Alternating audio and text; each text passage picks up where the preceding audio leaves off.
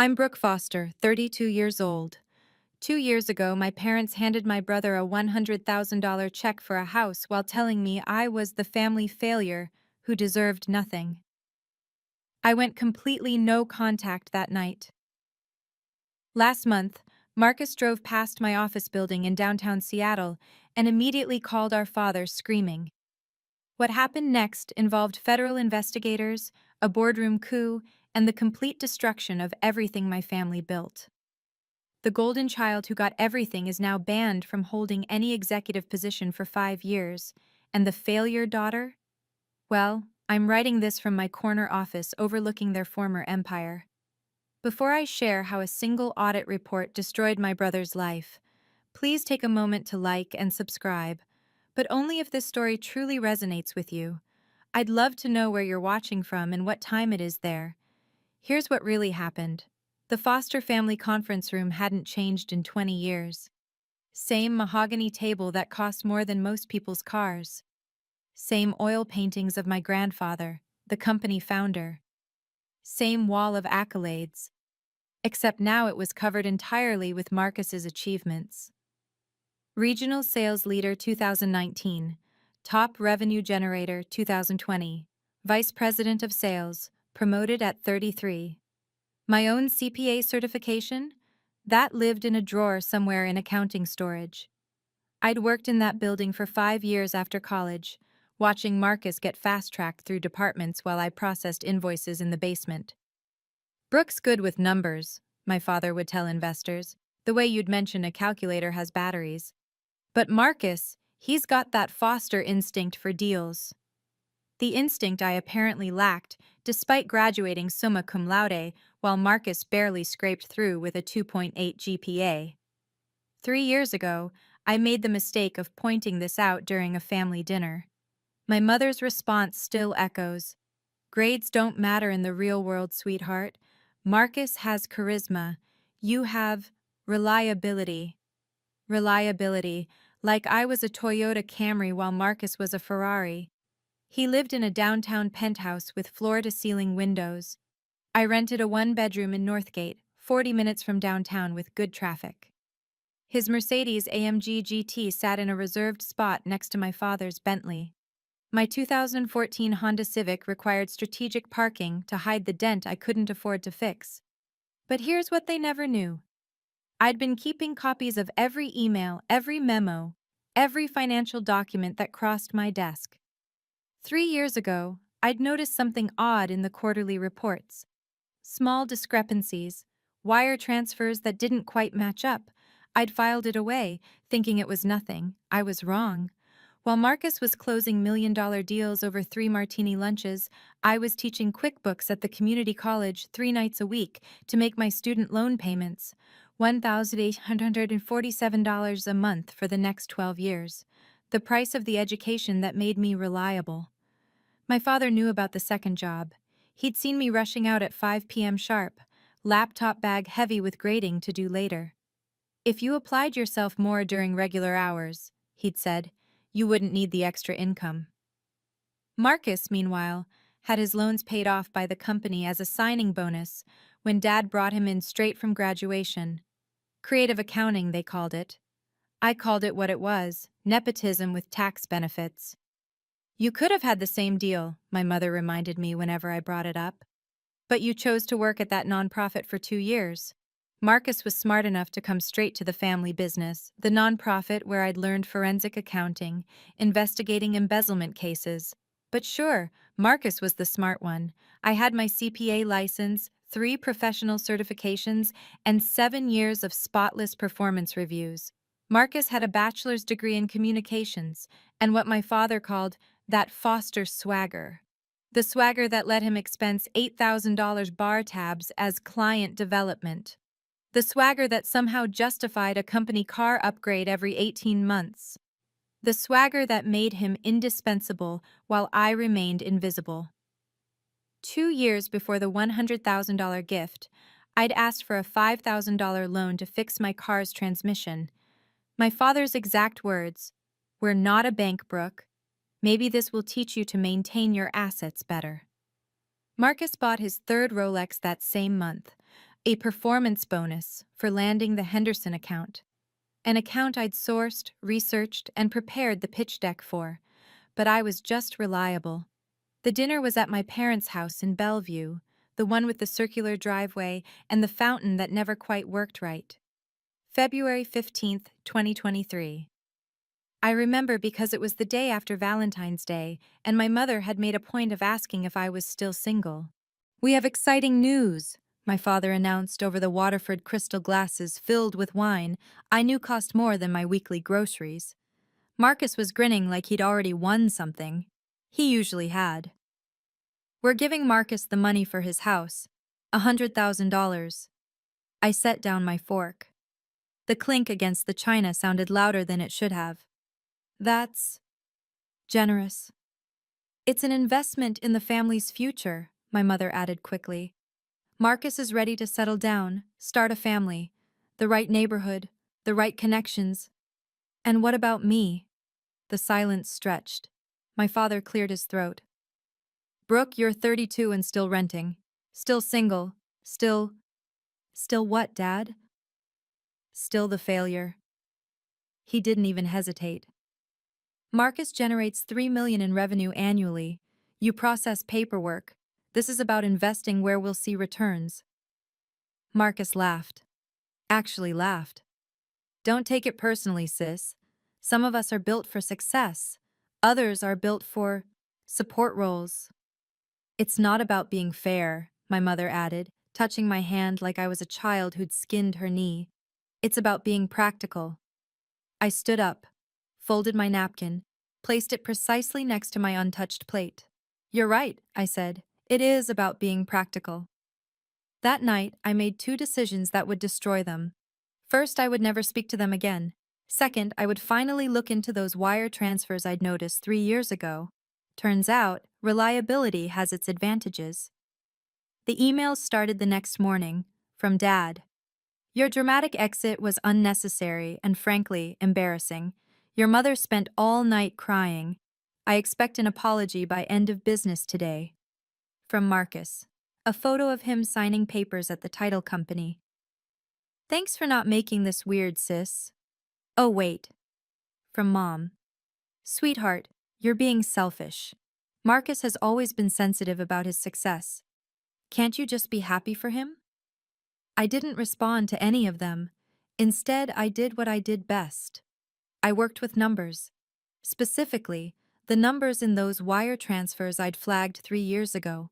$25,000 here, $50,000 there. Always just under the federal reporting requirements. Always to the same 3 accounts in Delaware. My phone rang. Dad. I let it ring. He called 6 times that day. Mom called 8. Marcus sent 12 texts, each one escalating from fake concern to open mockery. The last one, "Dad's right. You're acting like a failure and a child." That evening, I recorded the voicemail my mother left. "Brooke, this is ridiculous. You're embarrassing the family. Marcus told his colleagues about your behavior, and now everyone thinks we raised an ungrateful daughter. Is that what you want? To be known as the foster who couldn't handle other people's success?" I saved that voicemail, backed it up to 3 different clouds. Something told me I'd need it later. The wire transfers, meanwhile, painted an interesting picture. Every single one had been authorized by Richard Foster, CEO. Every single one had been initiated by Marcus Foster, VP of Sales. And every single one coincided with our competitors' sudden knowledge of our clients' strategies.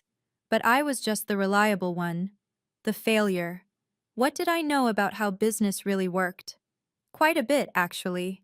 I typed the email at 11:47 p.m. on February 16, 2023. To the Foster family. Effective immediately, I am terminating all personal and professional relationships with you. Do not contact me. Do not visit me. Do not send others to speak with me. I am no longer your daughter, your sister, or your employee. Any further attempts at contact will be forwarded to my attorney. Brooke Foster. I CC'd David Kim, my friend from law school who'd offered to represent me pro bono. About time, he'd said when I called him that night. The resignation letter to the company was simpler. Effective immediately, I resign from Foster Enterprises. My files have been organized and transitioned. I didn't mention the copies I'd kept, the ones that showed a clear pattern of insider trading spanning 3 years. By morning, I'd blocked every phone number, every email address, every social media account. My mother tried reaching me through my hairdresser. My father sent a certified letter threatening to sue for corporate sabotage. Marcus posted on LinkedIn about toxic family members who can't handle others' success. 57 mutual connections liked his post. I incorporated my own firm that same week. Foster Forensic Accounting seemed too on the nose, so I went with Veritas Financial Auditing instead. My first office was a 200-square-foot space in a building that, ironically, had a perfect view of Foster Enterprises 6 blocks away. I could see my father's corner office from my desk.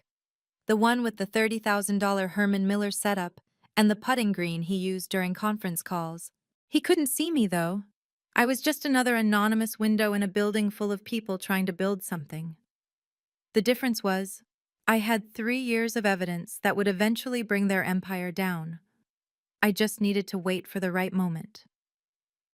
18 months of silence. No birthdays, no holidays, no just checking in texts. I built my business one client at a time, the way you build anything that lasts, slowly, carefully, with documentation for everything. My 5th client was Janet Morrison, CFO of Cascade Technologies. We'd met at a conference years ago when I was still invisible at Foster Enterprises. "I always wondered why you stayed there," she said over coffee. "Your audit work was the only thing I trusted from that company. I'm not there anymore. I heard Marcus has been bragging about driving out the dead weight, his words. She hired me that afternoon, not just for an audit, for a complete forensic review of their competitor analysis. We've been losing bids to Foster Enterprises with suspicious consistency," she explained, almost like they know our strategies before we present them. They did. I had the wire transfers to prove it, but I couldn't use them, not yet. Not without exposing myself to corporate theft charges. So I built my reputation instead. 6 clients became 12, 12 became 20. My little office expanded to a suite. I hired 2 junior auditors, both refugees from toxic corporate families who understood the value of quiet competence. David Kim joined as legal counsel, bringing 3 major clients with him. "Foster Enterprises tried to poach me last month," he mentioned casually. "Marcus offered double my current earnings." "What did you tell him?" "That I don't work for people who brag about destroying their own family members." The best part? My office view. Every morning I could see Foster Enterprises, watch the ant-like employees streaming in, and know that somewhere in that building sat 3 years of evidence that would eventually matter. Janet became more than a client. She became a mentor, the kind my father never was. "You know," she said one day, "the next Foster Enterprises board meeting is in 6 months. I happen to know 3 of the 5 independent directors. They're concerned about governance issues." "Interesting," I said. It was more than interesting. It was the beginning of the end. If you've ever been the family scapegoat, you'll understand what comes next. Sometimes the best revenge isn't emotional, it's mathematical, documented, and submitted to the proper federal authorities. Don't forget to subscribe for more stories of underdogs winning with facts, not feelings.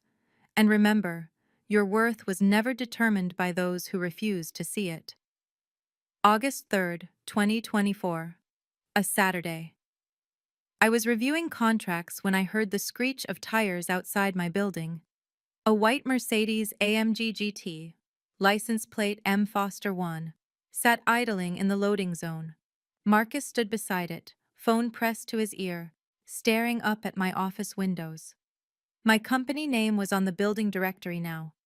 Veritas Financial Auditing, Suite 1200. 10 minutes later, my phone rang. Unknown number, but I recognized the pattern.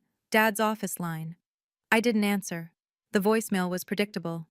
Brooke, your brother just informed me that you're running a competing firm. This is a clear violation of your non-compete agreement. You have 24 hours to cease operations or face legal action.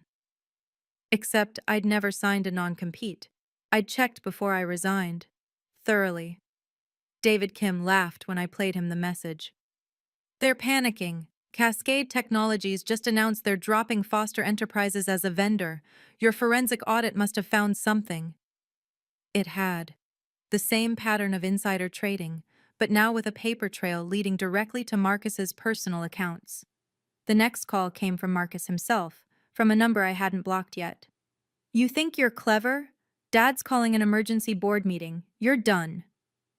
I don't work for Foster Enterprises, I replied calmly. Haven't for 18 months.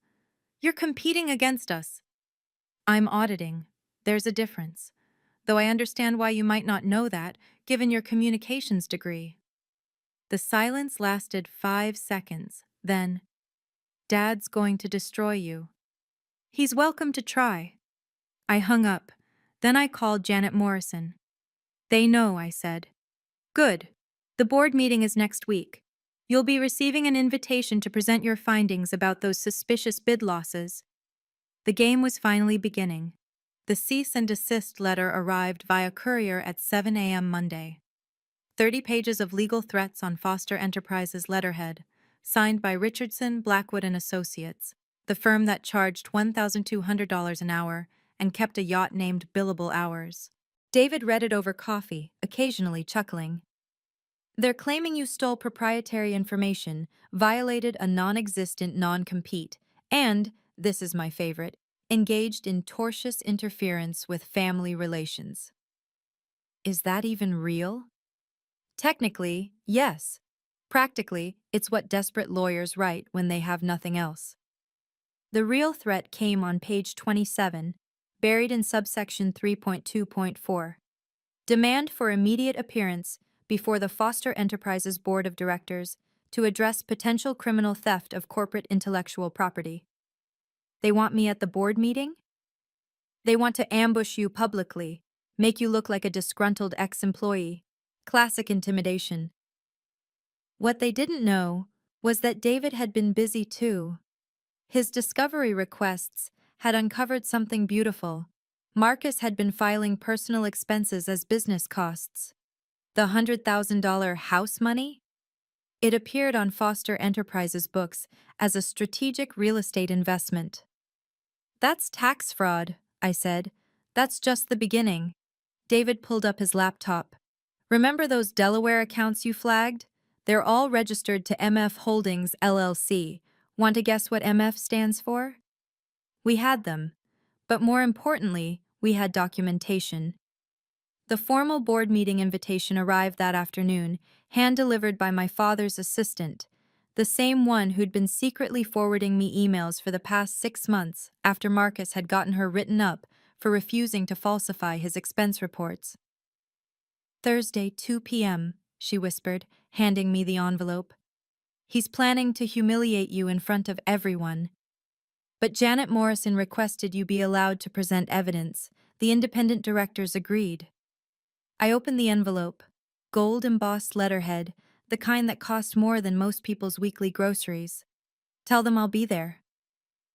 What we discovered next would send Marcus to federal prison.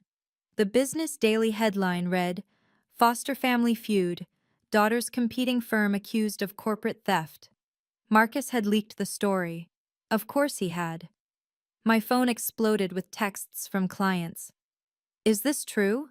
Should we be concerned? Please call immediately. Harbor Municipal Credit Union pulled their contract that morning.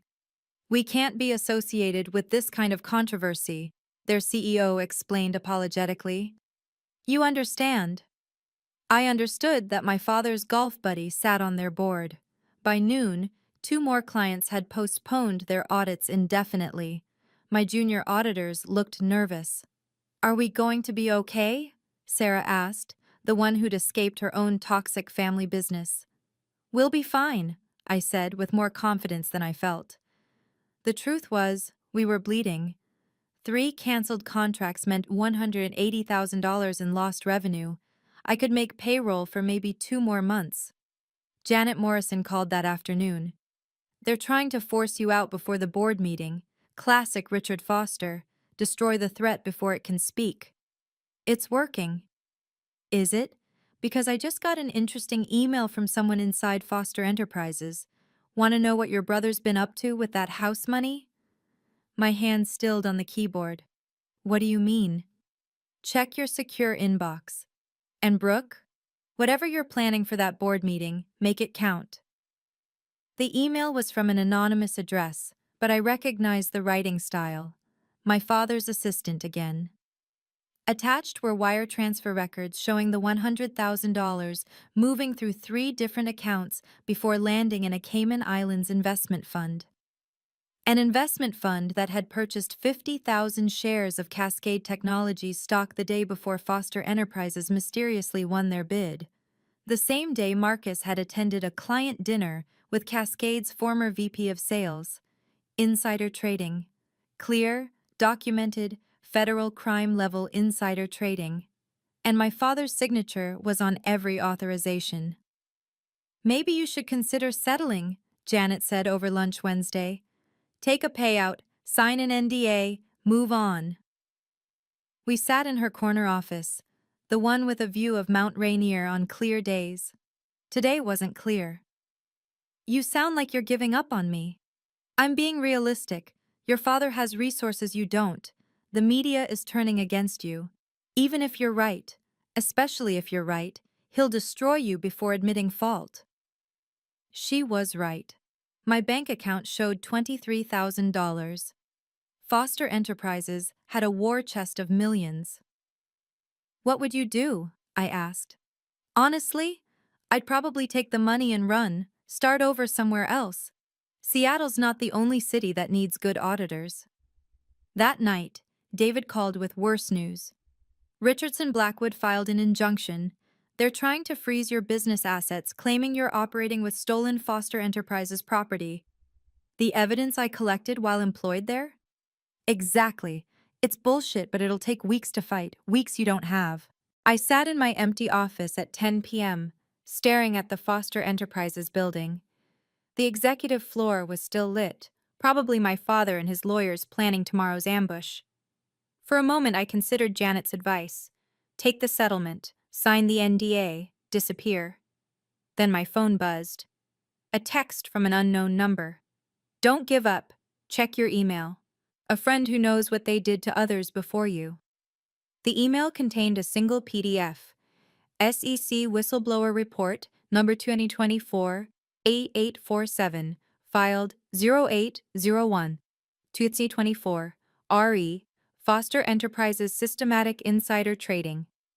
Someone else had filed a complaint. 3 days ago, before Marcus had even spotted my office. The whistleblower's identity was redacted, but their evidence was beautiful. 2 years of documented trades, all matching the pattern I'd found. I wasn't alone in this fight. And tomorrow, everyone would know it. I spent all night cross-referencing the SEC whistleblower report with my own evidence. The patterns were undeniable. Every time Foster Enterprises won a surprise bid, Marcus's personal accounts showed deposits exactly 3 days prior. Every time a competitor's deal fell through, there were wire transfers from those Delaware shells to accounts in the Cayman Islands. But the smoking gun was simpler than that. The $100,000 house money had never bought a house. County records showed Marcus still renting his penthouse. The down payment he'd supposedly made? That money had gone straight into MF Holdings LLC, then fractured into 5 separate trades, all based on inside information from companies Foster Enterprises was about to undercut. One trade alone had netted $400,000. And there, buried in the LLC's formation documents that David had subpoenaed, was the signature that mattered. Richard Foster, managing partner. My father wasn't just complicit, he was the architect. At 3 a.m., I found the final piece. An email from 3 years ago, before I'd resigned, that I'd saved without understanding its significance.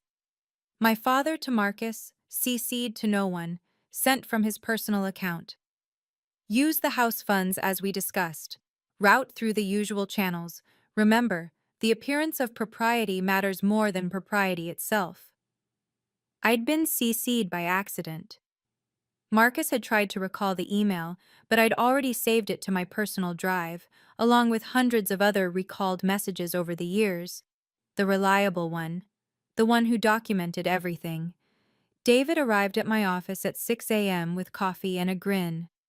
The SEC just responded to my inquiry. There's an active investigation into Foster Enterprises. Has been for 6 months. 6 months? Your resignation triggered it. Apparently, several clients found it suspicious that their best auditor suddenly left and started asking questions. The board meeting was in 8 hours. I had everything I needed. The house money wasn't for a house at all, I said. David smiled. No, it was for something much more valuable. Evidence. David and I spent the morning organizing everything into a single devastating presentation. Page 1. The wire transfers. Page 2. The timeline of insider trades. Page 3. The email from my father explicitly directing the fraud. Page 4. The SEC whistleblower report. Page 5. The calculated damages, $2.3 million in illegal gains. We need this notarized, David said. Every page, make it legally bulletproof.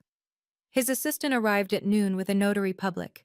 We documented everything, created 5 certified copies, and sealed them in legal envelopes addressed to each board member.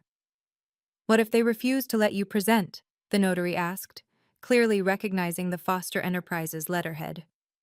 They won't, I said. 3 of the 5 independent directors specifically requested my presence. They can't refuse without violating their own fiduciary duties. David's phone rang. He listened, his expression shifting from neutral to shocked. That was the SEC. They're sending a representative to observe the board meeting. What? Apparently, someone tipped them that material evidence in their investigation would be presented today. They want to witness it firsthand. I knew who'd tipped them. The same person who'd been feeding me information, my father's assistant, Helen. She'd been documenting everything for 2 years, waiting for someone with the courage to use it. At 1:30 p.m., I put on my best suit, the one I'd bought with my first Veritas client payment. Not Tom Ford like my father preferred, but clean, professional, and paid for with honest money. David straightened his tie. Ready to destroy an empire? I'm not destroying anything, I said, collecting the sealed envelopes. I'm just presenting facts. The empire will destroy itself. The boardroom will become a courtroom, he said. I thought of every dismissive comment, every failure label, every dollar denied while Marcus got hundreds of thousands. Good.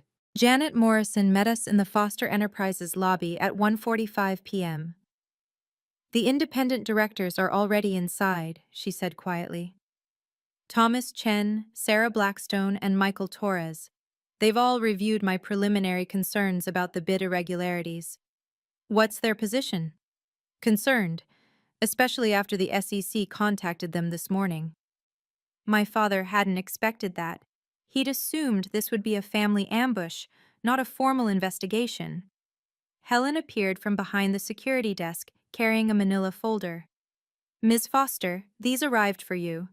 Her voice was professional, but her eyes said everything. Finally. Inside were 3 letters on SEC letterhead, each addressed to an independent director, confirming the active investigation into potential securities fraud at Foster Enterprises, case number 2024-8847. How did these? They were delivered an hour ago, Helen said. I made sure each director received a copy. Per protocol. Janet smiled.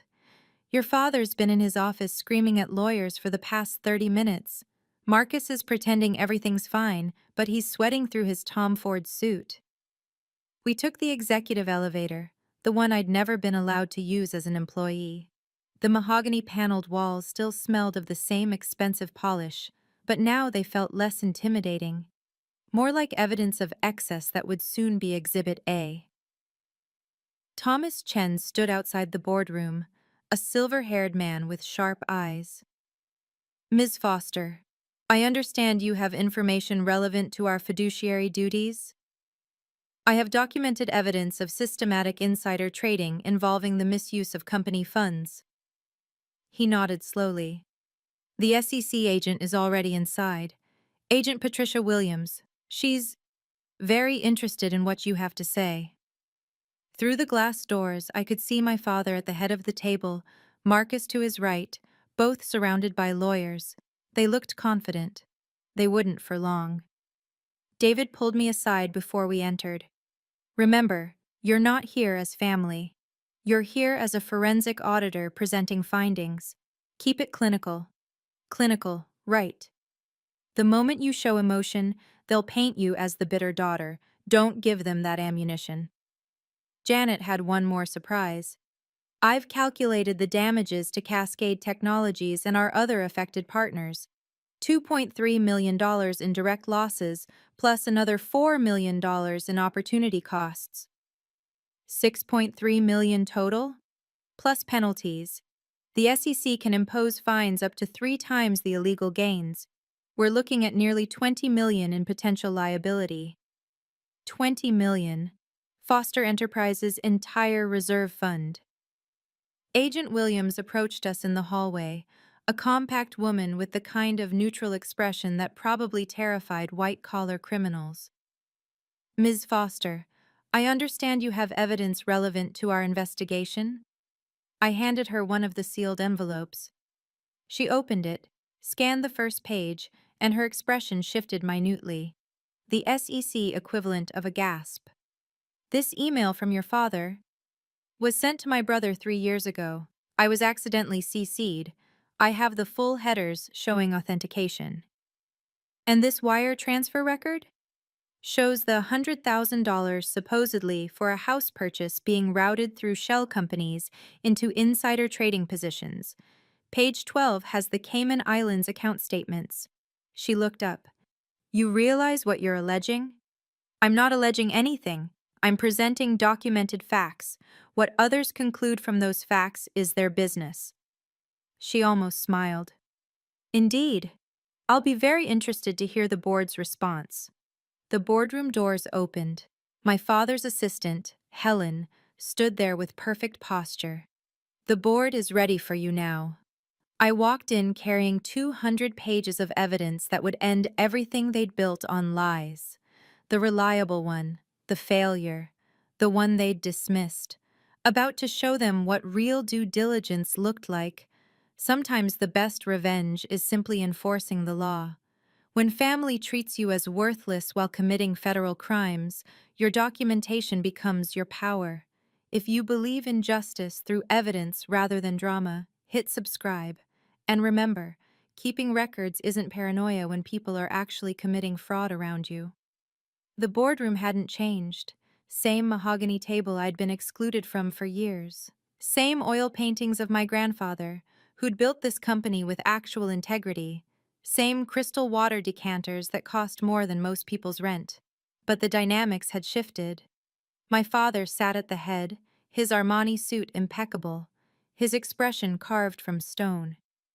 Marcus flanked him, fidgeting with his Mont Blanc pen, the one he'd gotten as a performance bonus the same week I'd been denied a cost of living raise.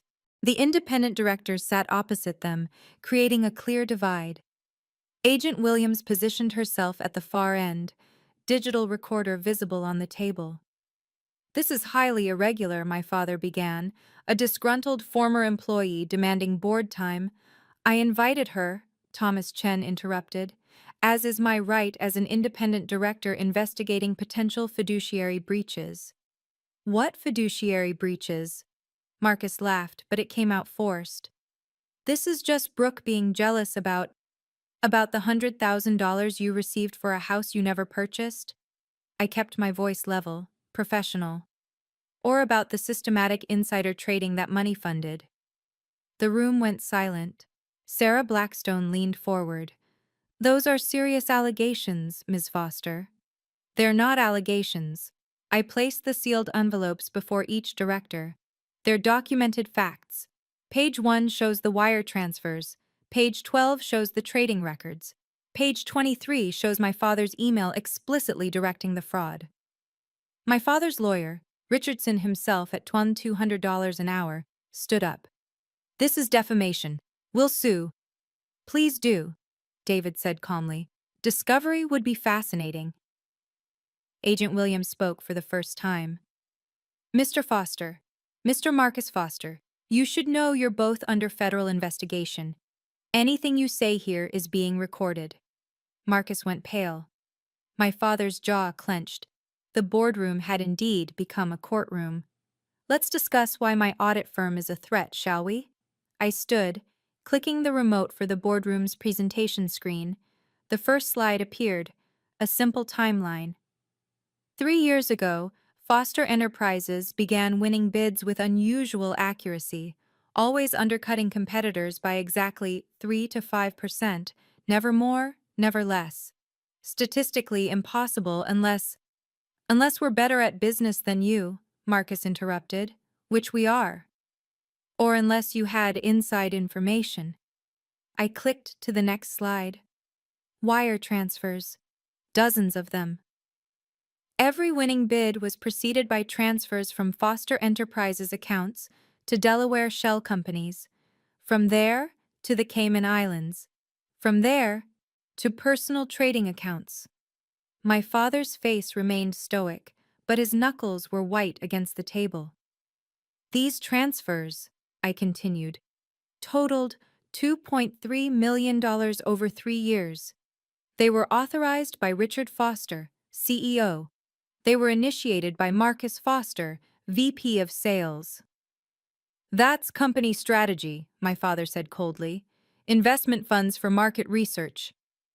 Market research? I clicked again. This is Marcus's personal bank statement. See these deposits? They match the market research payments exactly, down to the cent. Marcus stood up.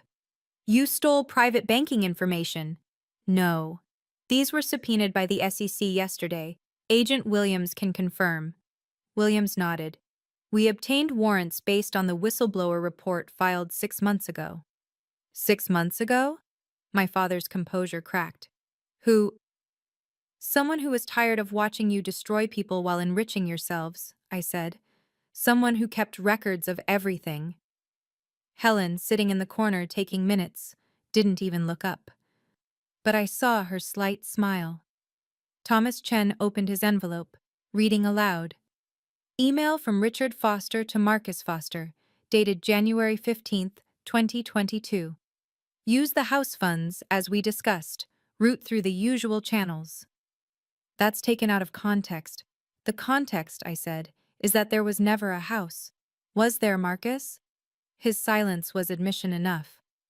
I clicked to the next slide. Marcus's rental agreement for his penthouse dated 6 months after receiving the $100,000. Still renting, I said simply. But let's see where that house money actually went. The next slide showed trading records. February 20th, 2023. 5 days after receiving the funds, MF Holdings LLC purchased 50,000 shares of Cascade Technologies at $12 per share. February 27th, Foster Enterprises mysteriously wins Cascade's bid. March 1st, Cascade stock drops to $8. MF Holdings shorts the stock, netting $400,000 profit.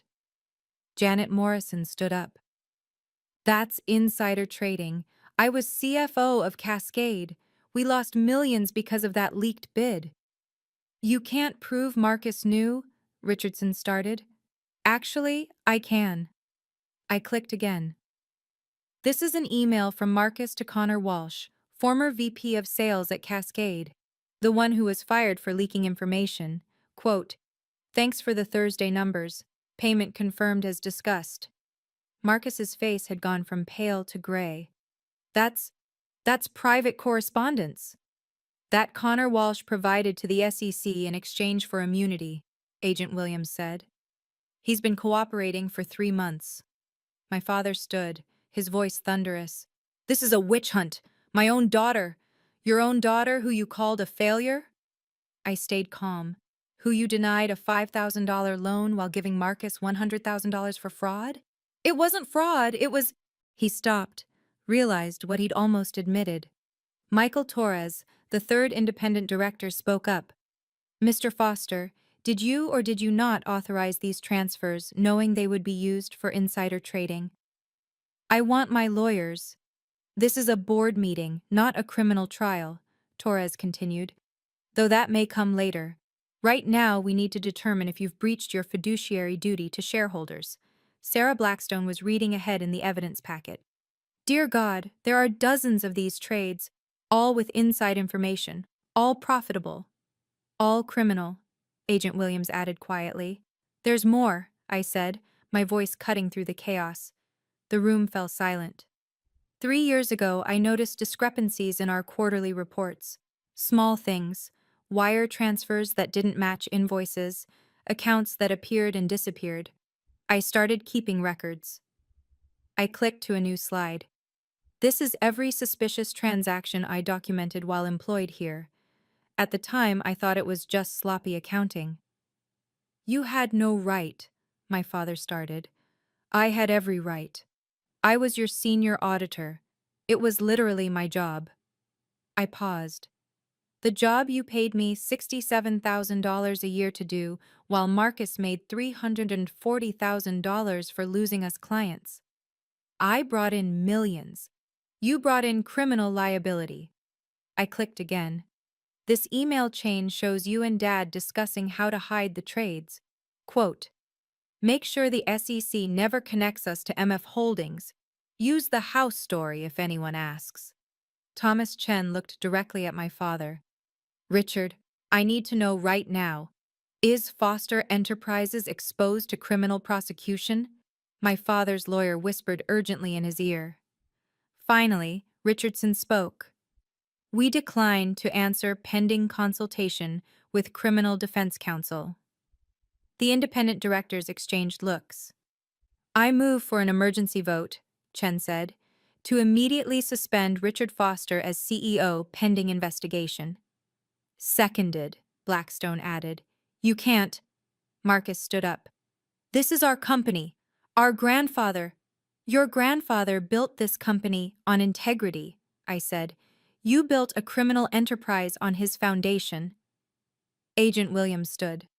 Mr. Foster, Mr. Marcus Foster, you'll need to come with me after this meeting. We have questions. The recording I played next ended everything. Before we vote, I said, there's one more piece of evidence. I pulled out my phone, connected it to the room's audio system.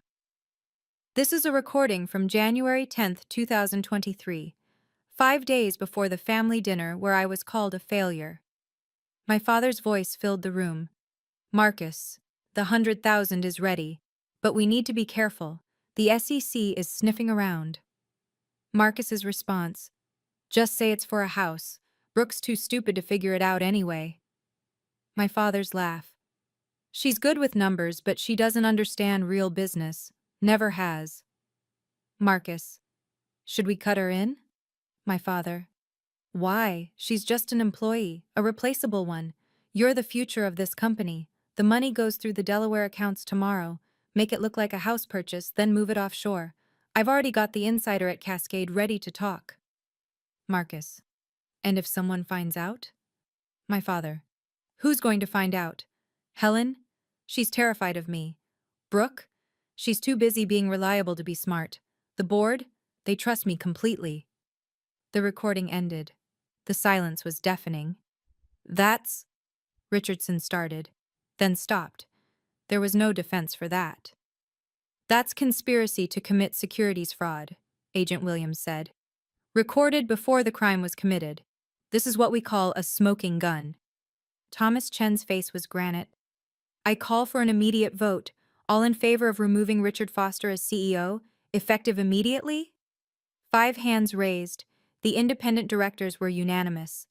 All in favor of barring Marcus Foster from any executive position at Foster Enterprises? 5 hands again. My father's face had gone from red to white. You can't do this. I built this company. You built a crime scene, Sarah Blackstone said, and your daughter just exposed it all. That's your voice saying, make it look like a house purchase, isn't it, Dad? I asked quietly. He had no answer. The vote was swift and merciless.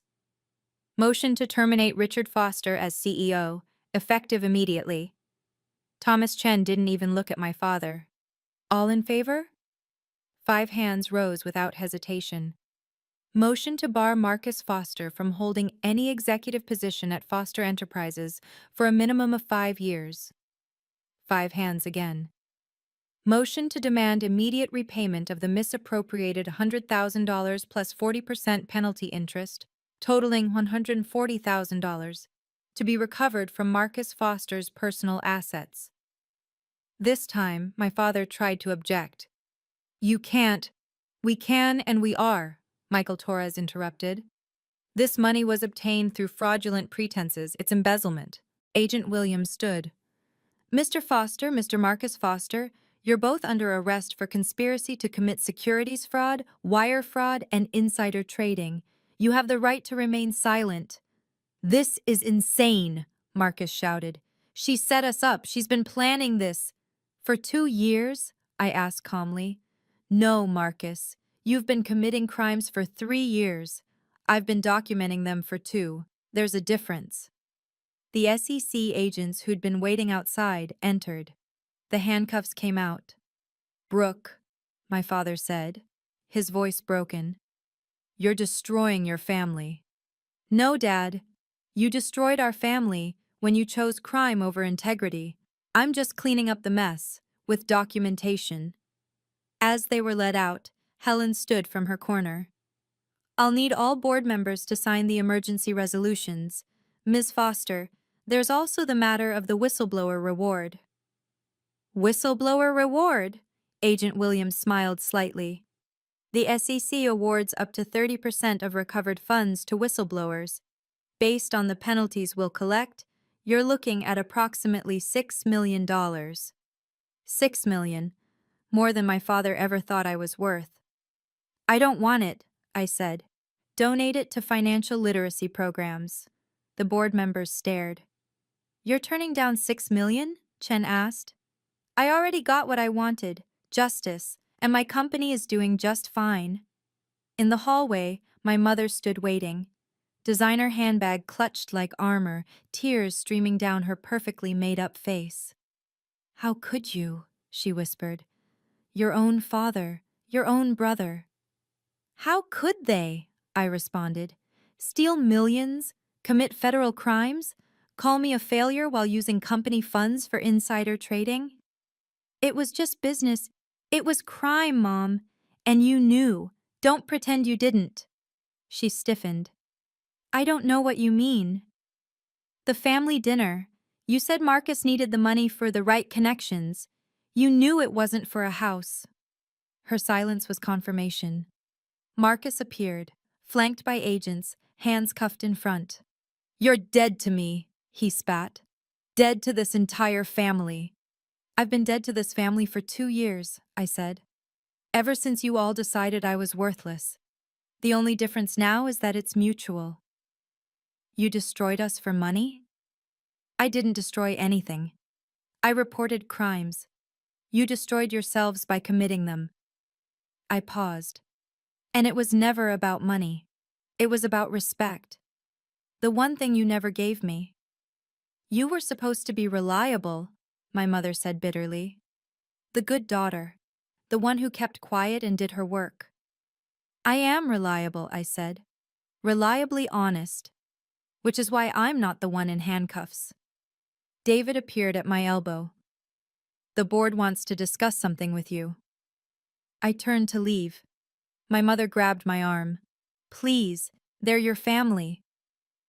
You taught me family is business. I'm just collecting what's owed. I pulled free. Behind me I heard my father's voice. You'll regret this, Brooke. No, I said without turning. I won't. Within hours, the news broke.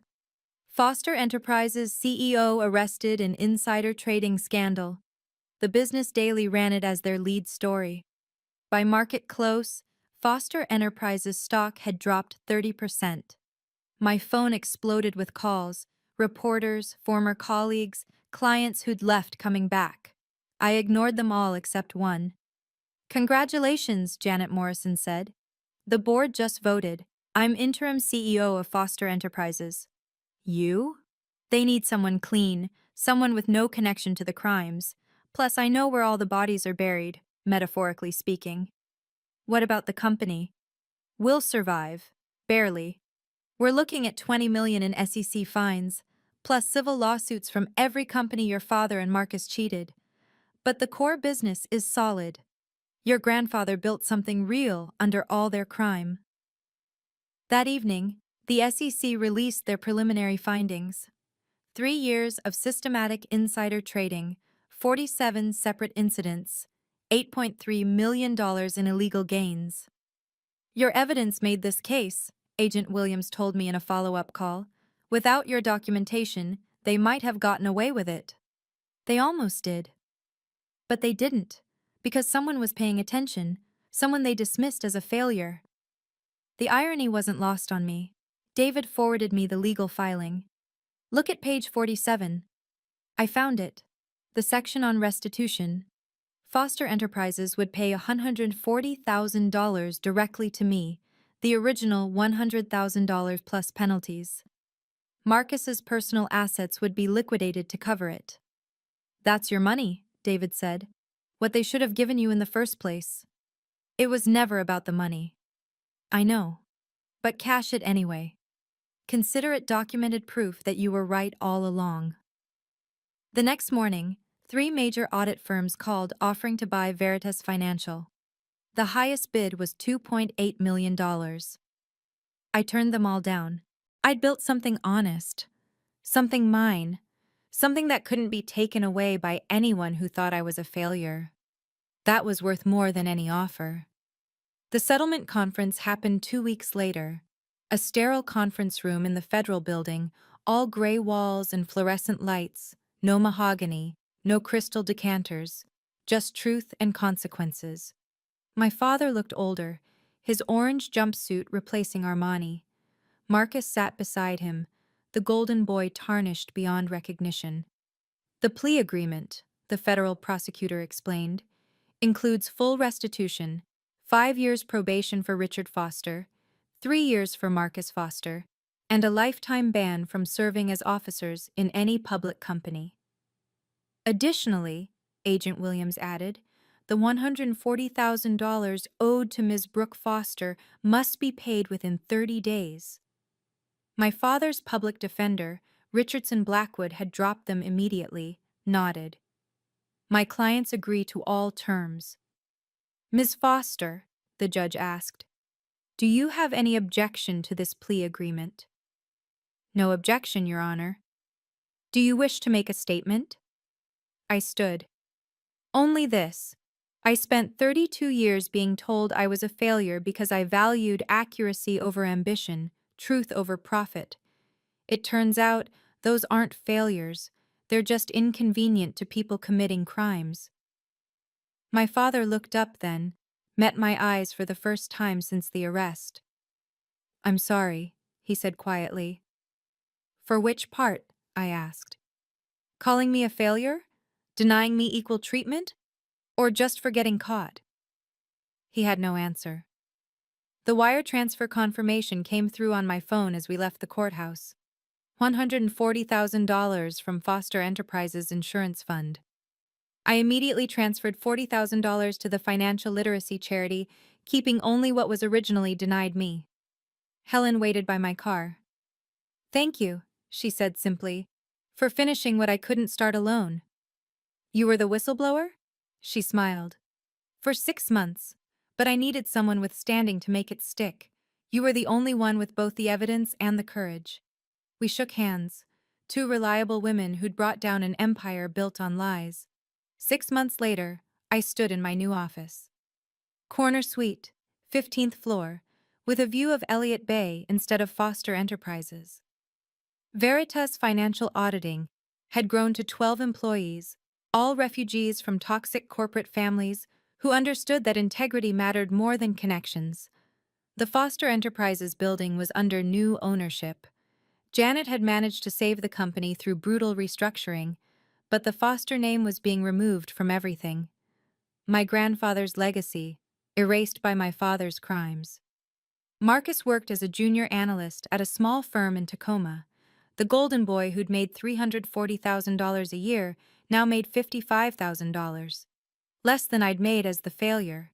His LinkedIn still said former VP at Foster Enterprises, but everyone knew why former. My parents' Bellevue house had been sold to pay legal fees. They lived in a 2-bedroom apartment in Renton now. My mother had tried calling me 47 times. I hadn't answered once.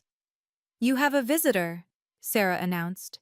It was Helen, now CFO of the restructured company under Janet's leadership. "I wanted you to know we're implementing every audit recommendation you ever made, the ones your father ignored." "All of them?" "Every single one. Turns out the failure daughter knew more about protecting the company than the CEO. That afternoon, I received an email from an address I didn't recognize. The subject line, "Thank you." It was from a woman named Catherine Walsh, Connor Walsh's wife. "Your courage in exposing Foster Enterprises saved my husband from prison. He made a terrible mistake, but you showed the world who the real criminals were. Our daughter will grow up knowing that standing up to power is possible." I printed that email, framed it, hung it next to my CPA certificate, the one my father had said was just paper. Sometimes paper is all you need, paper trails, paper evidence, paper that speaks louder than golden children ever could. "I don't need their love," I told David over coffee. "I needed their respect. Now I have neither, and I'm at peace with that." 2 years of silence taught me more than 30 years of family dinners ever did. Success isn't about being the golden child. It's about being the one who keeps receipts. Every dismissed email, every accidental CC, every suspicious wire transfer, they all matter when the FBI comes knocking. My father thought he was teaching me about business when he showed me that family meant nothing compared to profit. He was right, just not in the way he intended. Family means nothing when they're committing federal crimes. But evidence? Evidence means everything. Marcus called me a failure for choosing accuracy over ambition. Now he's the one scanning grocery receipts to make rent while I run a multi-million-dollar firm built on the foundation of brutal honesty. The $100,000 they gave him for a house that never existed? It bought him 5 years of federal supervision and a lifetime ban from the only thing he ever valued: power. The nothing they gave me? It bought me freedom from their toxic expectations and the clarity to see crimes they thought I was too reliable to notice. You can't choose your family, but you can choose your distance from them.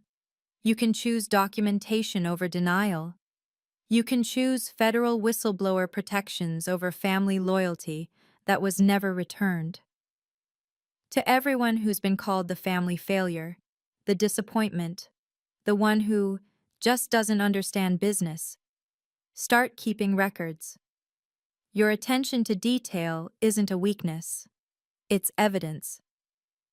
If this story resonated with you, please share your own experience with family financial favoritism in the comments below.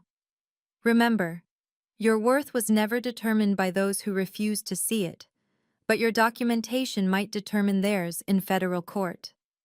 Subscribe for more stories of professional vindication through proper documentation. And to those still trapped in toxic family dynamics, your feelings are valid, your boundaries are necessary, and your success will be entirely your own. Like this video if you believe in justice through paperwork, not drama.